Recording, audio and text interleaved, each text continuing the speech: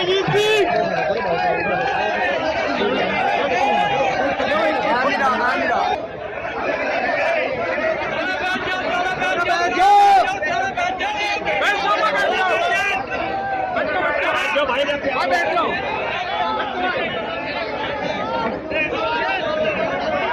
जोश के सामने कोई ताकत टिकने वाली नहीं है।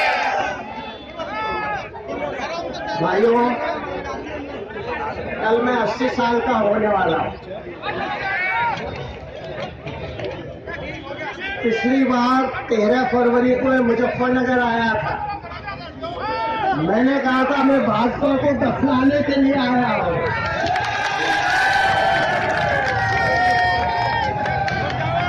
अब मैं जाने को आके आपसे कहना चाहता हूं, आपको बहुत बहुत धन्यवाद। भाजपा गई।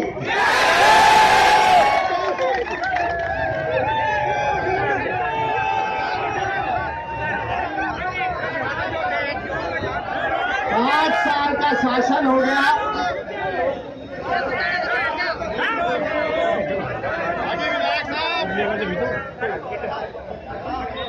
ऐसा झूठा आदमी आपने नहीं देखा।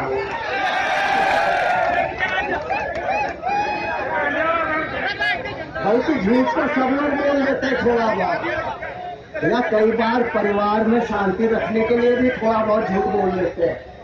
मोदी तो सच ही नहीं बोलता कभी। इसने 5 साल में किसानों को बर्बाद कर दिया, गरीब आदमी की रोजी रोटी छीन ली, व्यापारियों का व्यापार खत्म हो गया, और एक ही इनका काम है लड़ाओ। जाति के नाम पे लड़ाओ, धर्म के नाम पे लड़ाओ, और कोई काम इनको नहीं। एक काम इन्होंने और किया, गौ रक्षक बना दिए। भैया, गाय पहले तो किसान की फसल खा गई, और अब इस चुनाव में भाजपा को खाएगा। ये गौ रक्षक नहीं है, गौ भक्षक है। ये गाय की हाय भाजपा को ले डूबे। पहले क्या वायदे किए थे? पहले बड़े लंबे चौड़े वायदे करता था, सपना दिखाता था। 15 लाख रुपए हर एक की जेब में पहुंच जाएगा। पहुंच गया? अब क्या कह रहा है? 2000 रुपए किसानों की जेब में पहुंच जाएगा। सुभाष चंद्र बोस ने कहा था, तुम मुझे खून दो, मैं तुम्हें आजादी दूंगा। ये कह रहा है, मैं तुम्हें 2000 रुपए दे रहा हूं, तुम मुझे वोट दे। और 2000 रुपए भी सिर्फ किसानों को। भैया, 2000 रुपए में टैंक भी नहीं भरता गैस का। पेट्रोल से ट्रैक्टर का टैंक नहीं भरता एक बार भी, और उस पर ये वोट खरीदना चाह रहा है। देगा नहीं देगा कोई नहीं जानता। मैं कहना चाहता हूं, ये जो सोच है, किसानों को क्या चाहिए? पहले तो सारा कर्जा माफ करो देश भर में, उसके बाद तय करो उसको फसल का ठीक दाम मिले। आपने जो न्यूनतम समर्थन मूल्य किया है, अगर वो दाम नहीं मिल रहा है तो उसमें जितना फर्क है हर एक किसान के खाते में वो पैसा जाना चाहिए। किसान कोई खैरात नहीं मांग रहा है, किसान आपको जिंदा रख रहा है। अन्नदाता है, मेहनत करता है, वो अपनी मेहनत का पैसा मांग रहा है, उसे 2000 रुपए की खैरात से खरीदा नहीं जा सकता। लेकिन मैं ये मानता हूं, न्यूनतम आय की जरूरत आज देश में है। दुनिया भर में ये सोच चल रहा है कि इस आने वाले युग में जरूरत पड़ेगी कि हर एक आदमी को पैसा दिया जाए सरकार द्वारा, और यहां भी होना चाहिए। और मैं साफ कहना चाहता हूं कि जहां विपक्ष की सरकार आएगी, सब किसानों का कर्जा माफ होगा। वहीं हर एक गरीब आदमी को, जो मेहनत कर रहा है, खेतीहर मजदूर है, जो गांव में कस्बे में चाहे बाल काट रहा है, पंक्चर ठीक कर रहा है, मिस्त्री बैठा हुआ है, उसको भी न्यूनतम समर्थन मूल्य सरकार को देना चाहिए और आने वाली सरकार ये करेगी।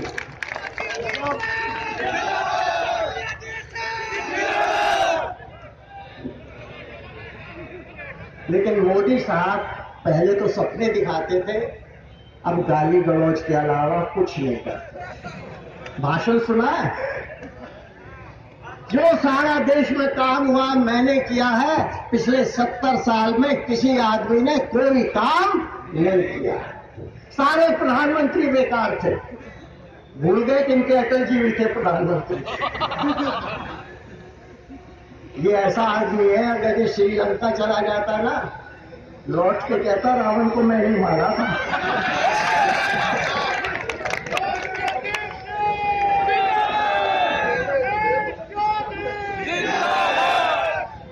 आज सही बात है, जैसा मैंने कहा कि नोटबंदी ने गरीब आदमी की रोजी रोटी छीन ली, व्यापारी का व्यापार खत्म कर दिया, जीएसटी ने मिडिल क्लास व्यापारी को खत्म कर दिया।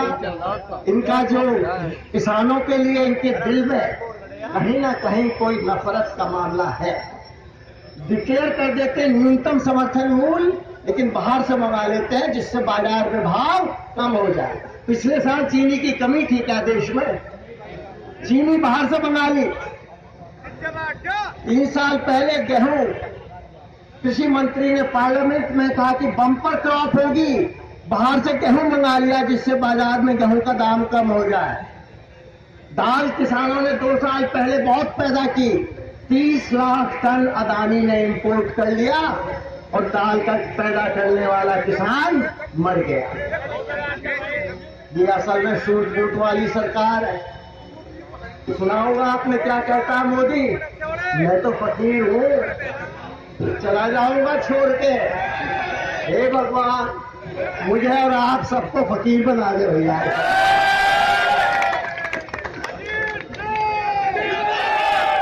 दिन में 3 बार कपड़े बदलता और फिर देखा है कैसे कैसे लगाता है। अरे आप देश के प्रधानमंत्री हो, गरीब आदमियों का देश है, आप प्रचारक थे, वही कपड़े पहन के घूमोगे तो क्या हो जाएगा? सबको पता है हाई स्कूल पास है। नकली डिग्री दिल्ली यूनिवर्सिटी की 78 में मैंने MA BA किया था, कंप्यूटराइज डिग्री प्रेस में दे दिया। उन दिनों कंप्यूटर था ही नहीं दिल्ली यूनिवर्सिटी में। तो ये आदमी सिर्फ एक सरकार नहीं, आज हमारे देश में एक इवेंट मैनेजमेंट कंपनी है। कुछ कहीं कुछ हो जाए उसको भुलाओ, उसका प्रचार करो। कारगिल की लड़ाई में उसको नहीं मनाया अगले साल या पिछले 5 साल से। सर्जिकल स्ट्राइक हुई थी तो उसको बनाने के लिए लाखों करोड़ों रुपए खर्च हो गए। अटल जी का 10 साल से नाम नहीं लिया था। अटल जी मर गए तो 400 अस्थि कलश बनवा लिए। इतनी तो अस्थियां भी नहीं थी अटल जी में। तो हर एक चीज से सिर्फ प्रचार करना है। अरबों रुपए प्रचार में खर्च कर दिए, अरबों रुपए। दुनिया भर में घूम, दिन में 3-4 सभाएं करता है, काम तो करता है। काम तो करना ही नहीं है, घोषणा करनी। कोई योजना नहीं है, कोई इरादा नहीं है। किसानों की आय दुगनी कर दूंगा 22 में, कैसे करोगे पता नहीं। दिल्ली घोड़े चलवा कर कर दो, दिल्ली घोड़े चलवाई किसान क्रांति यात्रा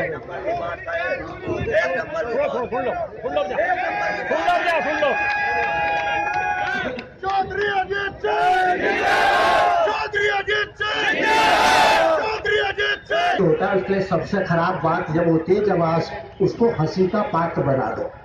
आप उसके खिलाफ हो तो उसको कोई फर्क नहीं पड़ता। आपको पता है आजकल ये जो सांड और गाय घूम रहे हैं इनको क्या कहते हैं? यहाँ पे लोगी कहते हैं।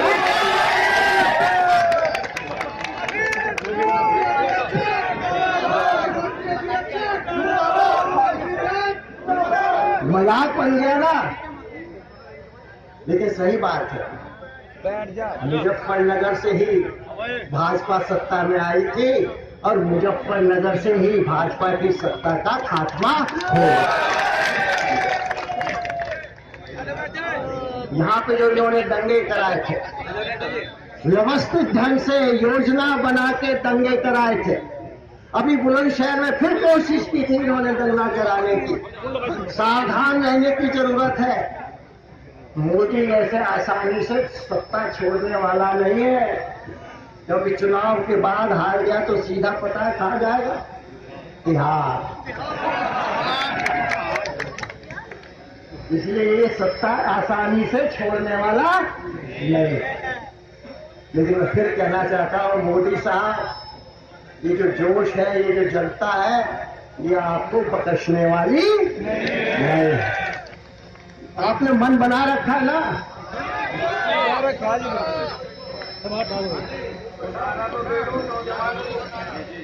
अच्छा, भाजपा जब सत्ता में आई थी, याद है आपने देखा था नौजवान क्या कर रहे थे? पहले तो हर एक नौजवान ये सोच रहा था मोदी आया और 2 हफ्ते में अपॉइंटमेंट लेकर आया, पीछे पीछे यही सोच रहे थे।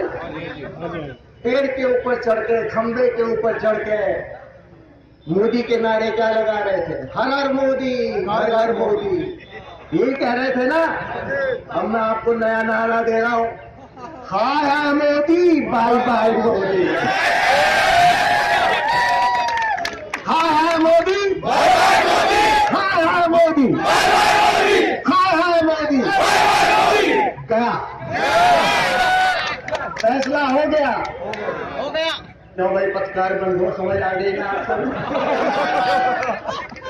इनमें से भी कुछ लोग नारा लगा रहे। धन्यवाद। देखिए, आज के दिन आप बुरा मत मानना, आम जनता टीवी वालों पे विश्वास नहीं करती। अखबार पे थोड़ा बहुत विश्वास है और आपको वो कायम रखना, ये आपकी जिम्मेदारी बनती है। क्योंकि देश के लिए, देखिए, देश की सभी संस्थाएं इसने खत्म कर दी। पहले लोग सोचते थे कि अगर चलो यहाँ मुकदमा हार गया तो सुप्रीम कोर्ट तक चला जाऊंगा, मुझे न्याय मिलेगा। हाँ, सोचता था कि नहीं सोचता था? आज किसी आदमी को विश्वास नहीं है कि देश के जुडिशियल सिस्टम में उसको न्याय मिले। पहले यह था कि अगर यहाँ पुलिस ने गड़बड़ की, ठीक से किसी को सजा नहीं दी, तो मेरे पास आते थे लोग, सीबीआई की जांच करा दो। अब सीबीआई पे किसी को विश्वास नहीं। पहले हर 6 महीने में आंकड़े आते थे, कितने किसानों ने आत्महत्या की, इसने बंद कर दिया। बेरोजगारी के आंकड़े आते थे, वो सर्वे ही खत्म कर दिया। अब रिजर्व बैंक में दुनिया भर के बैंकर्स का विश्वास नहीं रह गया, उसको भी बर्बाद कर दिया। कोई ट्रांसफर, पोस्टिंग, अपॉइंटमेंट बिना आरएसएस के कहे आज देश में नहीं हो रहा। तो इसलिए ये लड़ाई सिर्फ लोकदल को जिताने की, एमपी बनाने की नहीं है, आपको देश बचाना है। अगर ये जीत गया तो फिर चुनाव होने वाला नहीं है। प्रजातंत्र में यही आपके पास हथियार है। अगर राजा पसंद नहीं है तो 5 साल में आप बदल सकते हो। और अगर मोदी आ गया तो ये अधिकार आपके हाथ से खत्म हो जाएगा। तो इसलिए अगर देश को बचाना है तो मोदी को हटाना है और कोई रास्ता नहीं। तैयार हो? ऐसे नहीं, मुट्ठी बांध के।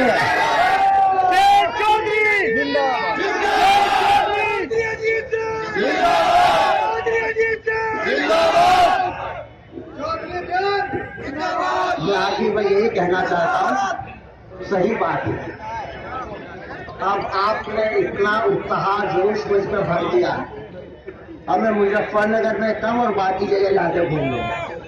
आप अगर मेरे साथ खड़े हो तो मुझे भाजपा को सारे देश में हराने के लिए घूमना है।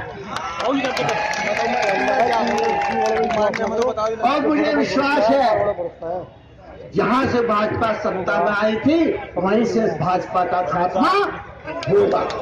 इसमें कोई शक, कोई सुबह, कोई दो राय आप नहीं है। इसलिए बहुत बहुत धन्यवाद, बहुत बहुत शुक्रिया। उत्साह बनाए रखो, जैसे मुझसे पहले कहा, जो भी नाराज है